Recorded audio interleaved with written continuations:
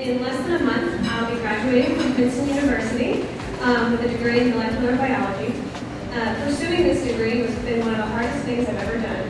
My classes were more challenging than I ever could have imagined 4 years ago when I last saw all of them. But even when I was trudging through the likes of organic chemistry, I always found really terrific friends and mentors along the way to help me out. In particular, the lab where I've conducted my independent research for the past 2 years has really been a wonderful source of advice and information for me.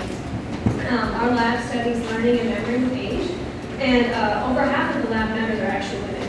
And it really has been a blessing to learn from these women and to see them manage having children and getting married, all while in grad school or having careers. And I've actually really met just so many wonderful women at Princeton. It's been an empowering experience throughout. And just today, actually, I participated in a focus group with fellow seniors and a representative from the Women's Center at Princeton. And it was just so wonderful to have a discussion about campus culture with these wonderful women.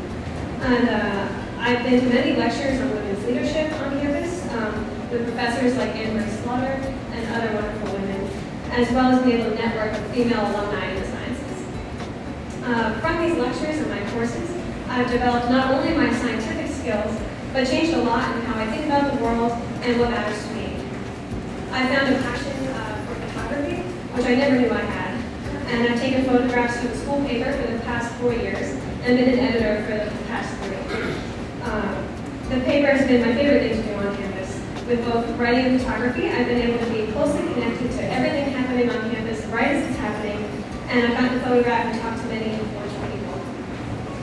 I've also been a residential advisor for the past 2 years, which involves having a hallway of freshmen, and I meet with the other residential advisors who plan events throughout the college and for our holidays. And this job has really been wonderful. I really loved getting to advise freshmen and help them on their journey in Princeton, just like so many people have helped me along the way.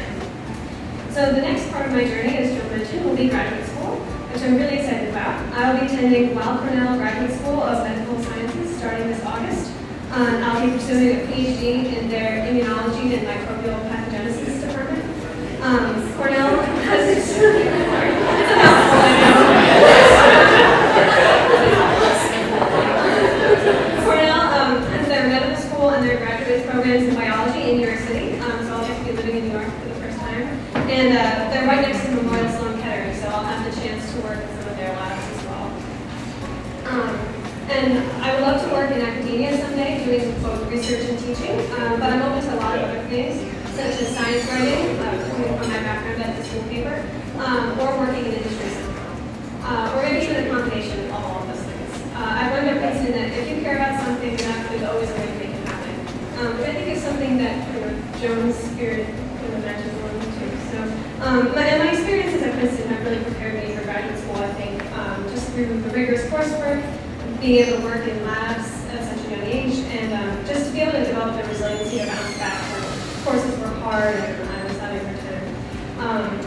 And I've just really found such great mentors at Princeton as well, who I plan to keep in touch with in grad school, and specifically many women